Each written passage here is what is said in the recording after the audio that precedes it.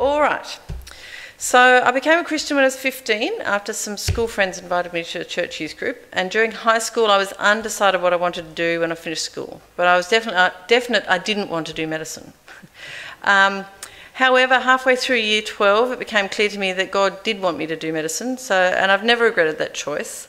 During my time at uni I wanted to become a medical missionary in Africa, and in 5th year medicine I did my elective term in Malawi, which is a very poor country in Central Africa.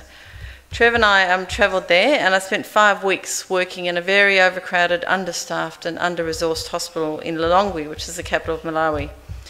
I found the whole experience very difficult and stressful, and because I wasn't fully trained I felt pretty useless and in the way. And I came away from this experience wondering if perhaps I wasn't cut out for medical missionary work. In early 2013, at an anaesthetic conference, I saw a stand about the Mercy Ships organisation and learnt that it's a Christian organisation that provides free surgical services to the poorest people of Africa with exactly the same standards of medical care that they would receive if they were in a Western nation. And I realised this was something that I could do or be involved in. Now, this is when we were going to have the little DVD segment.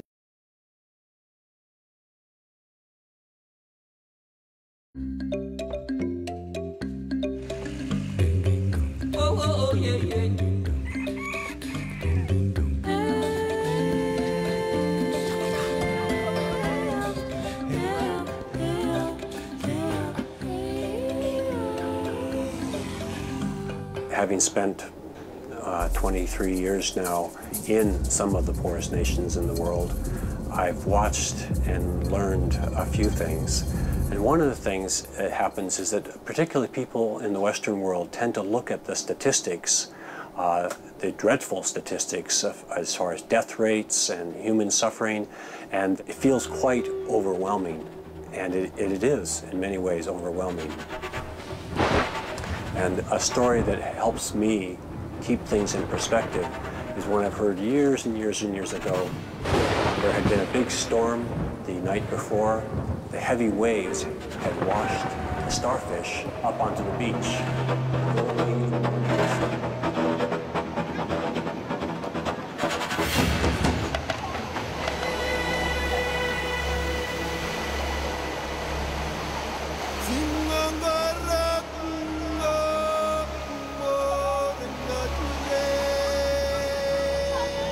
Hey, my son, what are you doing? There are too many.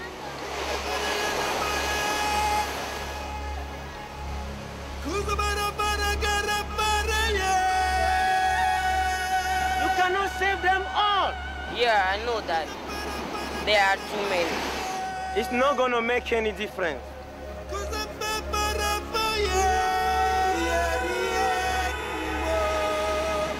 But for this one, can make all the difference.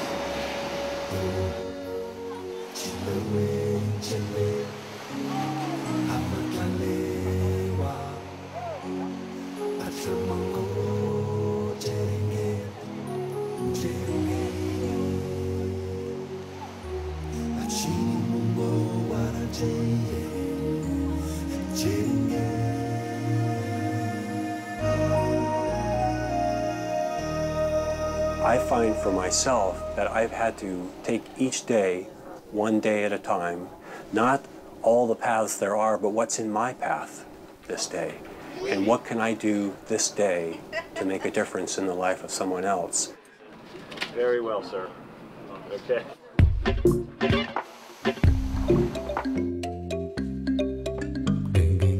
Oh, yeah, yeah. Yeah, yeah, yeah. Oh, yeah, yeah.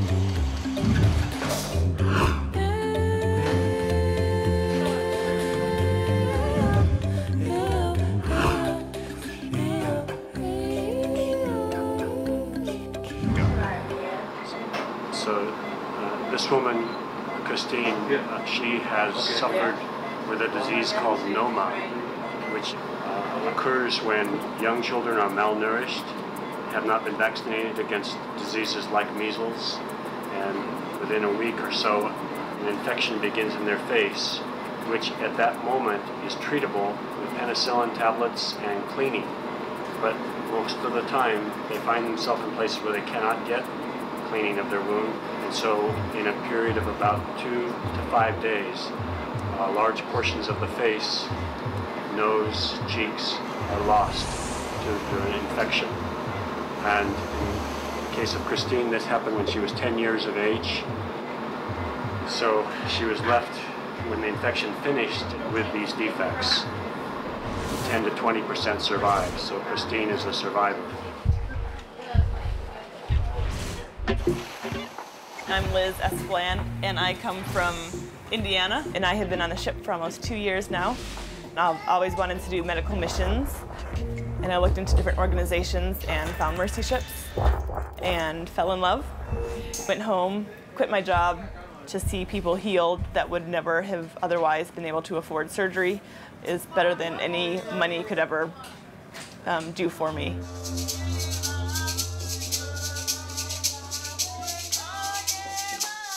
The hospital here does very specific surgeries. It's not just a general hospital like many people often think, but we just focus on very specific areas.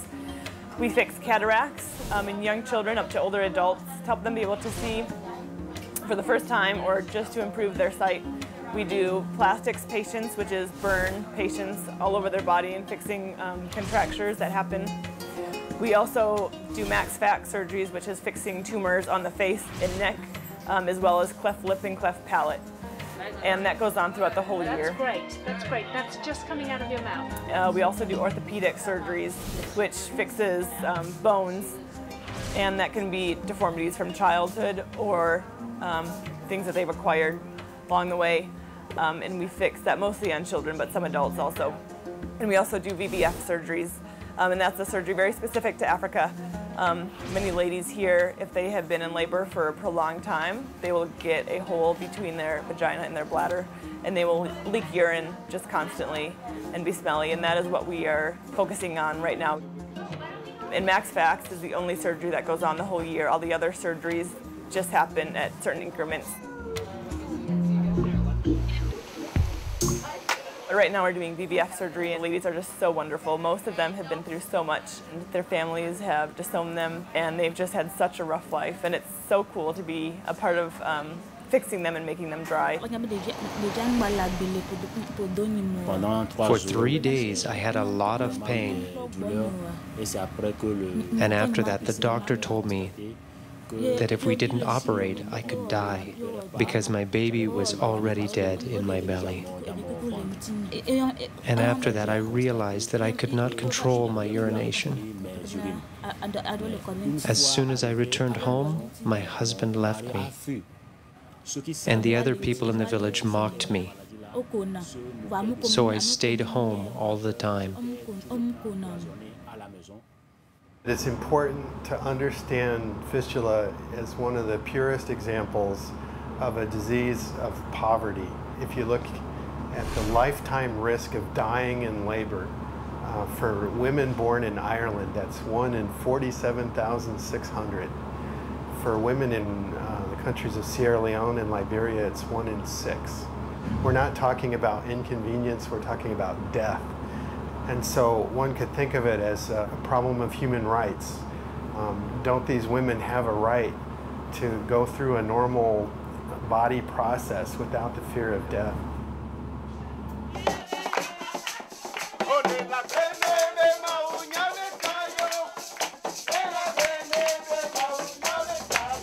We need to do all that we can to build more centers, to do good prevention, but also training is so critically important in this area.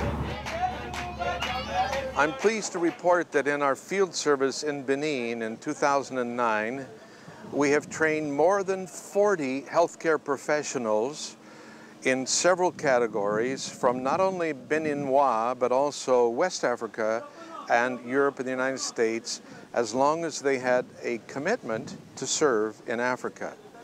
And so in the future, our numbers may come down just a little bit, but as we're training more local surgeons, bringing them on board to help them increase their skill, not just the surgeons, but the nurses, their administrative hospital staff, the lab technicians, the whole team, we will see far more of the poor served through this training model.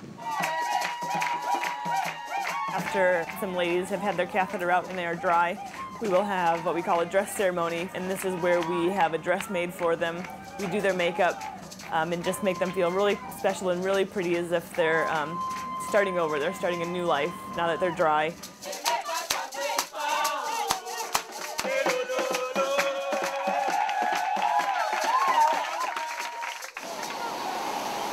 Many of the tumors and problems, even infections that we see here in Africa, have just gotten way out of hand. In Western cultures, they would have had antibiotics or injections or even surgeries when the tumor was very, very tiny, and it would not be a big deal. But here, because of the lack of medical care and oftentimes the lack of finances, they're unable to get treated, and so the tumor just has a chance to grow and grow and grow. And that's why people often die from something that we would consider small and insignificant. For them, they can't get treated, and it becomes life-threatening.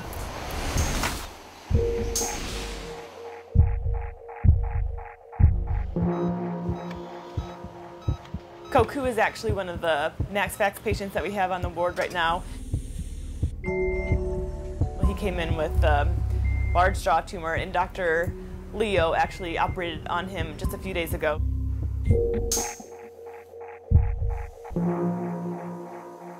So he is on B ward, recovering and doing well, so hopefully he'll be able to have a second surgery and get a strong jaw and go home a new person.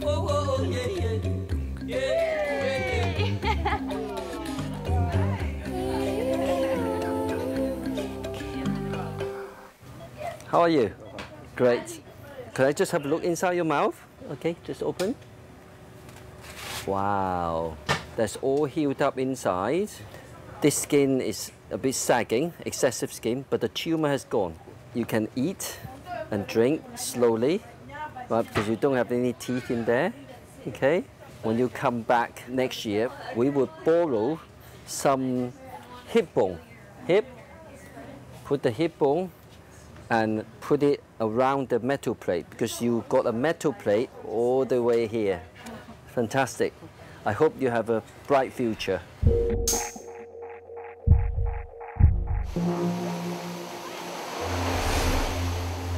Bonjour. Okay. Ça va? Before the surgery, her eye was right up there and a lot further forward. So you're doing well. Can you say to her she's doing very well? Well done. My family lost hope, and we don't have money to go to any hospital.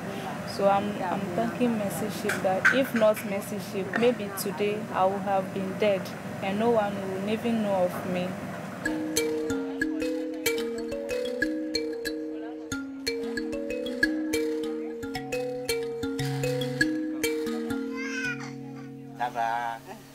Sometimes we'll have patients come to the ship to get surgery, and we can start helping them, but they'll still need help afterwards. For example, a woman named Afi came to the ship, and she just had a huge, huge tumor. And in her case, it was so big that we could not remove all of the tumor at one time. So she is coming back now for daily dressing changes until the ship leaves. And then she will come back in Sierra Leone through a special fund to finish her surgery.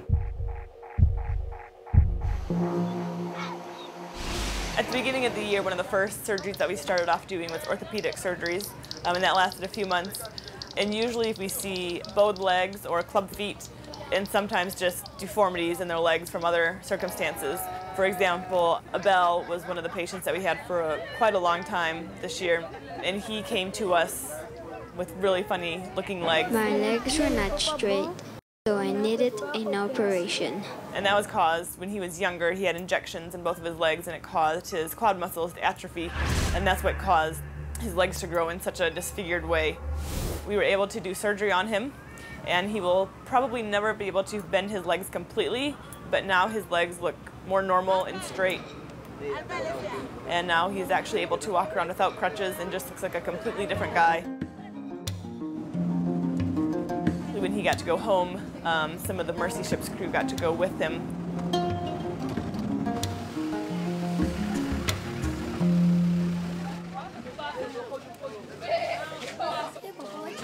he was hiding behind this new camera.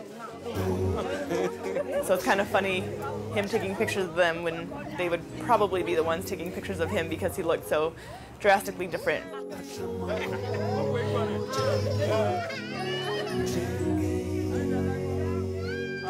I have nothing to be able to thank you, but I am so very happy.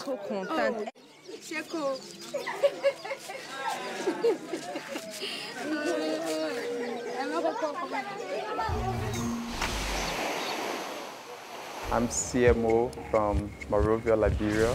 Yeah, and I serve as a translator for 2 years with the dental team, and I later became crew and serving as an assistant dental coordinator. Messenger also train and provide additional skills to some local doctors. Last year in Benin, Messenger has a series of offshore programs like the project of construction, where Messenger built a house that should be used for future orthopedic center, and of course the School of Agriculture.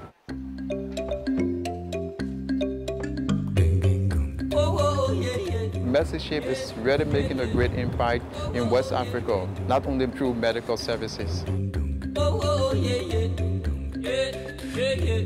Now, there are a lot of offshore programs that Messengership provides in Togo. Like I mentioned, physiotherapies, hospitality center, palliative care, and the dental clinic.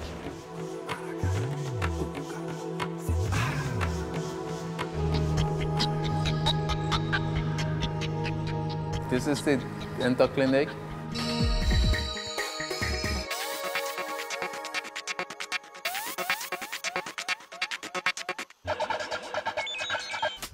In Switzerland, we make aesthetic dentistry, we make beautiful work, we rebuild teeth, and here we just have to pull teeth to fight against infections, to fix broken jaws. So it's a very, very hard work we do, and we just try to get rid of pain.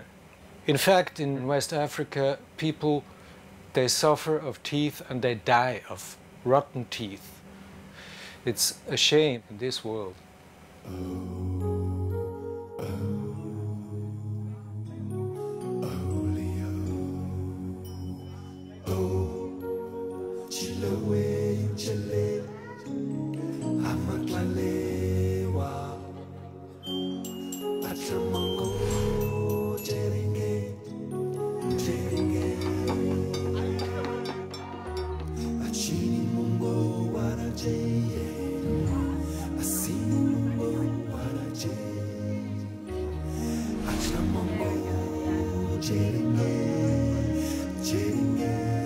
Thank you to everyone who is a part of the larger team of Mercy Ships.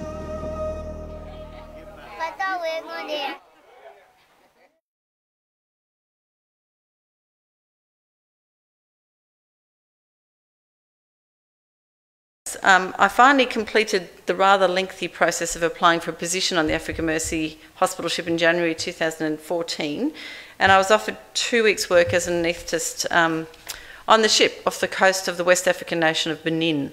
However, due to the Ebola outbreak in West Africa, the Africa Mercy had to make a last-minute change of destination and instead headed to Madagascar.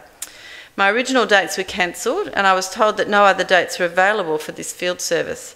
I was, of course, disappointed, but I said to God, well, I put my hand up, you said yes, and now you've said no, but that's okay. But the very day after that, I got an email saying that there'd been a cancellation and could I go for 2 weeks in November and December. And I was able to go. In fact, those dates suited me better than the original dates. And I was also able to combine the trip to Madagascar with a trip to visit my relatives in South Africa, including my lovely auntie who's undergoing treatment for ovarian cancer. So I can clearly see God's hand in all of this. All the people working on the ship, apart from a very few such as the Gurkha security officers, are there as volunteers. They pay for or raise support for their own airfares, accommodation, food and all the other expenses associated with being on the ship. Okay, so I'll start with some of the slides. So this first slide is actually the airport in Madagascar. That's the Madagascar airport, which is quite snazzy. This is a view of some rice paddies from the accommodation we were staying in, and in the background you can see a portion of the city of Antananarivo. All the towns in Madagascar have very, very long names. Tana for short. There's some local kids playing in the paddy field. Another shot of them. Yeah, there they are. And so that is a zebu, which is the local cattle. They've got that hump. So people think that at least some of the Madagascan people have come from Sri Lanka, the area of Sri Lanka, and then others have come from East Africa. There are 18 different languages and ethnic groups represented in Madagascar, and they obviously speak lots of different languages. The sort of lingua franca is Malagasy, and the more educated Malagasy people speak French as well. So that's just Chez Jean, which means the house of Jean. That's where I stayed that night. And that was just over the road from Chez Jean, so that's where some of the local Malagasy people live. Not quite so salubrious, as you can see. It's just a view of one of the local markets. I took these out of the bus, so they're a bit of motion. As you can see, very variable. You know, they've got some people who are quite smartly dressed, and others who have got, you know, clearly got a degree of poverty. That's the bus, and that's showing the driver and his colleague packing up our luggage onto the top of the bus, which was a fairly lengthy process. The gentleman in the front, the African man in the front, is Dr. Robert Oluput. He's from Uganda. This is his second or third trip. He's a general surgeon from Uganda. It's his second or third trip to the Mercy ship. And this coming up is a group photo. So we became the bus mob. We were 12 hours in that bus on the way there. So we got to know each other quite well. The lady in the middle with the sort of reddy orange t-shirt is Kerry, and she's a nurse from Gosford in New South Wales. And we actually met in Johannesburg Airport and managed to identify each other. The guy on your far left, on the right of the group, is Dr. Peter McDermott, and he's a fascia maxillary surgeon from England, from London, and this is his 18th trip to the Mercy ship. So he's been every year for 18 years for 2 weeks doing fascia maxillary surgery. So this is just some traffic, a bit of a view of the traffic. It took us 2.5 hours to get through Antananarivo. It was pretty long. So this is just a not very good slide of Madagascar. Antananarivo is right in the middle. Toamasina is the port on the east coast. And you have to, as you can see a little bit, there's quite a lot of relief between the two cities. So you have to go down a very, very steep drop to get down to the escarpment, to get down to the port. So yeah, I sort of lost count of the number of times that I closed my eyes and waited for certain death as large trucks came down the middle of the road towards us, and I thought, we're about to die. And then luckily the driver was exceptionally good. Just some shots on the way. You can see there's some quite lovely buildings, probably residual from the French colonial days, some of them, and I couldn't resist this one. Madagascan cyclist in Madagascan colours, so he's probably the only cyclist in Madagascar. He was going up that road a lot faster than our bus was, actually. And that's just the view from the top of the escarpment before we started to descend down onto the towards the coastal areas. So that's the port. It's come across strange. That's a view of the port. So as you can see, it's a very good quality, active sort of port. Peter McDermott was there 18 years ago on his very first trip to the Mercy ships, and he said it was appalling. It was just rotting logs and all sorts of rubbish around the place. So it was a very different scenario. They've obviously invested into the infrastructure. Okay, and so that was my first view of the African Mercy. That's it sitting at the port. That's just a bit of a closer up, the Mercy ship, and with the gangway. This is my cabin. I was pleasantly surprised at the size and roominess of it, and the fact that for the first week I didn't have to share it with anybody, so I was rather spoiled. in the second week I shared it with a young German dentist, and that was very easy. She didn't snore. I probably did, but she didn't complain. That's just looking off the ship onto the dock, and that's actually the dental clinic. So there are people queuing up, and there are a couple of the staff there, and that was a very, very hot environment they were working in. So just some shots around inside the actual ship. So this one is actually the school, the ship's school. So there's a school that runs on board the ship, and that's actually just a map showing where all the different kids come from.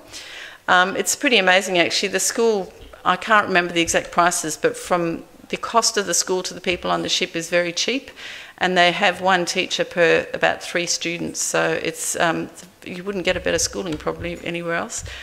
So this next one just shows the galley area. On the left at the bottom is Starbucks Cafe. Scarily enough. Coffee was not much chop, I have to say. Up the top, just a resting area. And this is the computer area. Yeah, so they have they had, as you can see, a large number of computers that you could just drop in and use if nobody else was using them. Another portion of the lounge area, nice leather couches.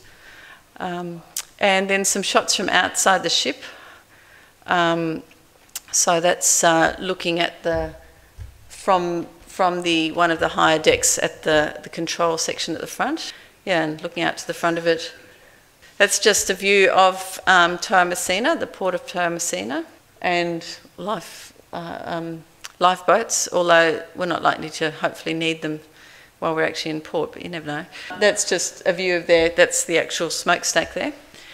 And this is down on the actual wharf. They've built a sort of wall out of containers, and to the left of that there was a security gate with 24-hour security guards, and those little four-wheel drives are all owned by the ship. They were donated by a philanthropist at some stage, and so they were able to be used by the personnel to traipse around the place and take staff to their screening clinics and all those sort of things.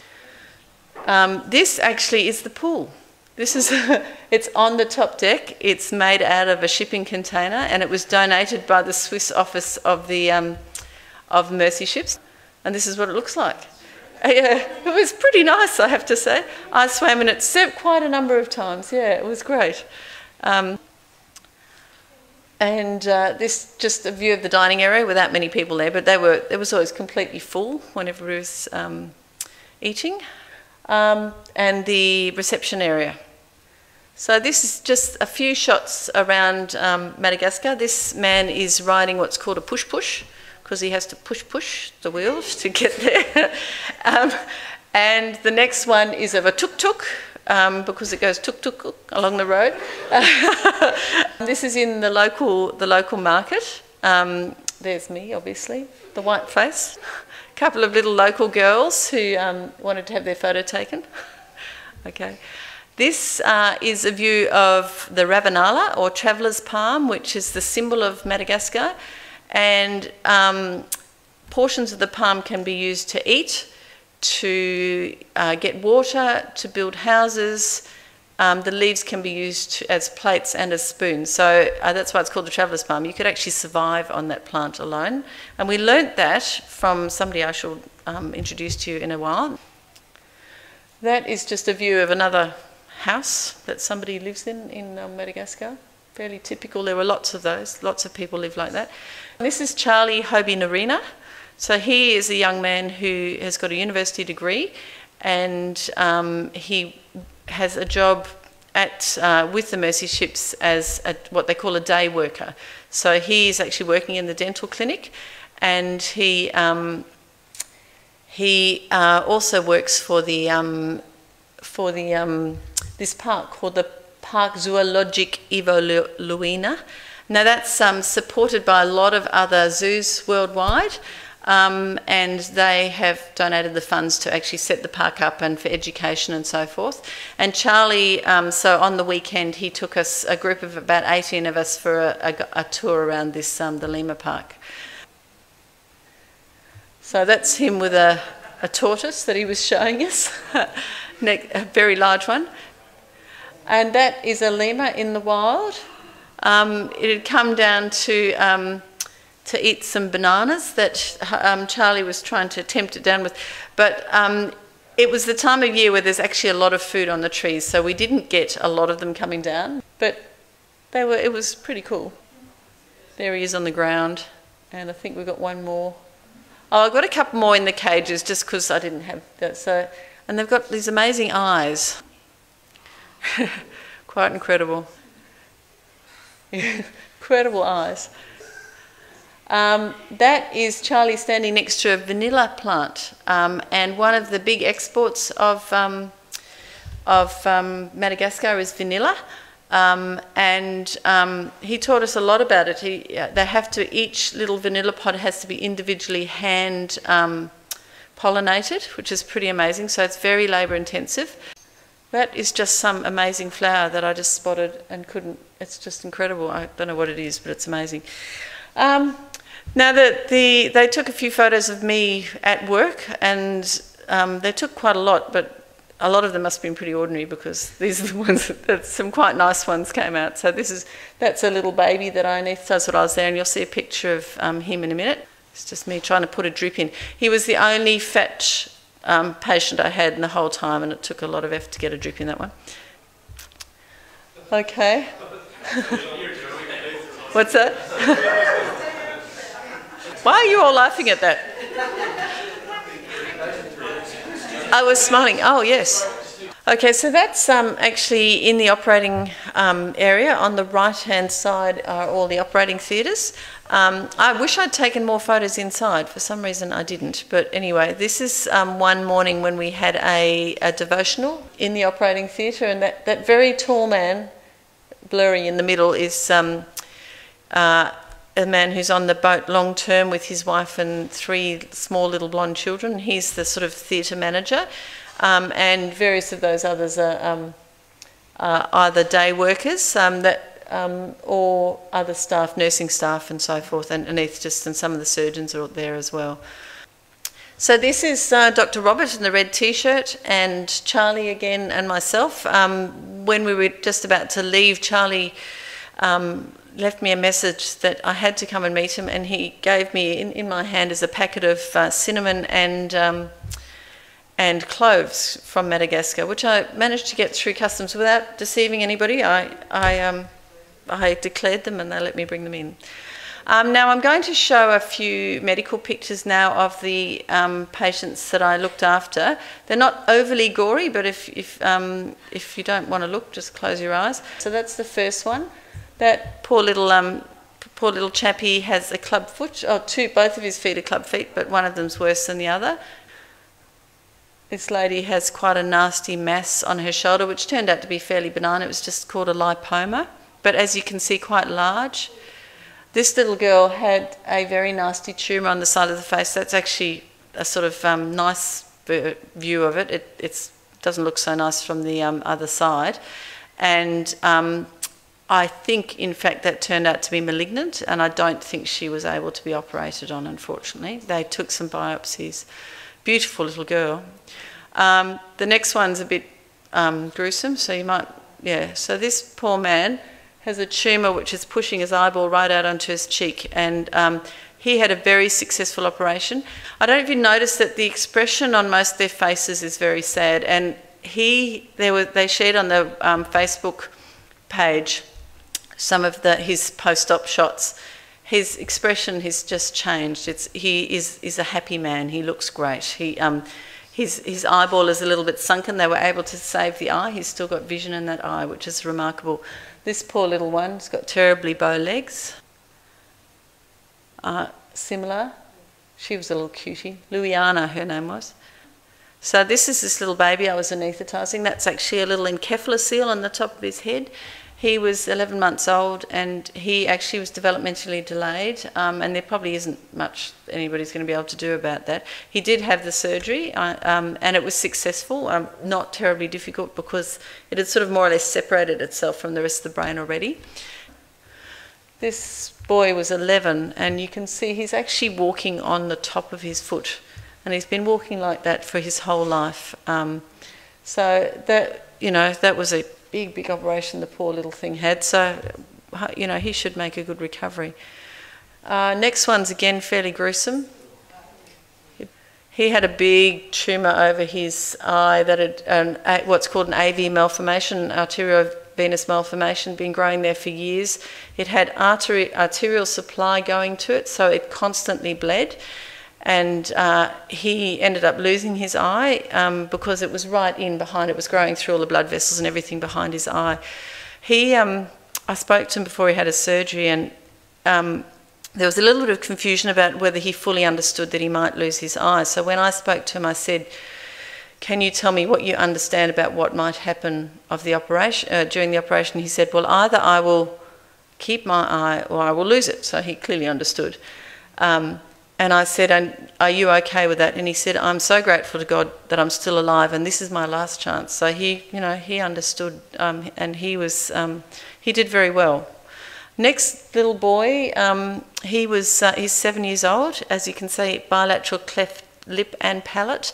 He was unable to really talk, and there's another photo showing that it's actually opened right up into his nose, so he can't pronounce his words or anything. He had very successful surgery. I showed him the mirror the first time he looked at his face after his surgery, and he was stunned. He was just amazed. I mean, he couldn't smile because it was still very sore. He still had stitches and everything on his lip. I taught him to do high five on the side, down low, too slow, and he enjoyed that. And when he came into the operating theatre and saw me, we did it again before he went to sleep. It was really cool. Now the next one is also quite challenging. So this is a little baby with a very abnormal growth growing from near her bottom. It's called a sacrococcygeal teratoma. So it's sort of leftover fetal tissue which has grown at the same rate that she has. This was amazingly simple to fix. It wasn't attached to anything. It wasn't attached to anything vital. She was walking, she had normal neurological function, and it required a little bit of skin rotation and so forth, and she's going to now have a normal life and be a completely normal child. Very satisfying. So that's just some information about the mercy ships and contact things. No more gruesome photos, Esther. I just thought I might read out a list of current needs they've got there. So they need operating theatre nurses, they need a general surgeon. There's a general surgeon here in Hobart who's not a Christian, but he is thinking seriously of going for that section. He spoke to me on the phone the other day. Dental assistants, lead dentists, rehab team leaders, wound care coordinator. They need a chief steward, they need food service manager, they need galley team leaders, they need a business analyst, they need managing director, and they need an operations director as of June 2015. Technical jobs, they need a master, a third officer, a ship security officer, a head receptionist, project assistants. And the project assistants are for when they're going to be in Durban doing their actual, they do an annual maintenance of the ship, and that's going to be in, when is it? I think it's in August. Yeah, June to August this year. So they're looking for people with skills in carpentry, painting, welding, electrical, fitters, HVAC engineers, whatever that means, and handy workers. There you go. So between finishing medicine and travelling to the Mercy ship last year, that 25 years have passed. And during these 25 years, I haven't been idle, I guess. I did my anaesthetic training, I qualified as an anaesthetist, become a mother of 3 children, 3 wonderful children. I've been a wife and I've been working. However, for many years I did feel that I'd somehow failed because I hadn't achieved the goal that I'd set myself as a young Christian of becoming a medical missionary. But in the last few years, God has taught me many things. One of the most important is that He doesn't need me to do anything. And in fact, He doesn't actually want me to do anything other than to love Him and be in a close relationship with Him. And I've got a little quote here from a book that lovely Katrina gave me called God's Heart for You. And she then quotes from somebody else called Phil Anderson. And the book that she's quoting from is called Running on Empty, Contemplative Spirituality for Overachievers. And it says, my default nature is set to believe that God's acceptance, love and care for me is directly proportional to my level of activity for God. This belief system, the more I do for God, the more God will love me, has dictated my every waking activity more than anything else, and it has threatened to starve my soul. I'm not saying I completely relate to that, but this guy Phil lived in fear of what God would do unless he earned his approval. When Phil discovered unconditional love, his world changed forever.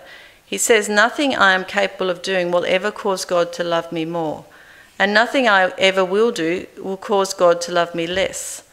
The idea used to sound like madness to me. Then I realised in a way that it is madness. God's extravagant love makes no sense to us because we try to make it about us. We compare it to human love, which is conditional. So we try to earn, deserve, or win it in some way. But God's love is different from ours. God doesn't just give love, he is love.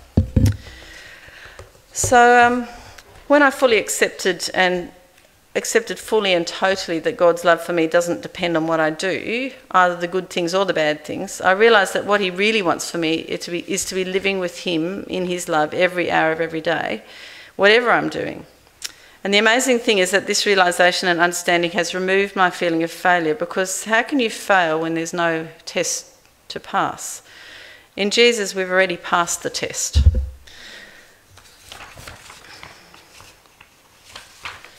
As well, when I understood that God doesn't need of me more than he has already done for me in Jesus, it gave me the courage to do something I might not have been brave enough to do otherwise, knowing that whatever the outcome, he would be there with me.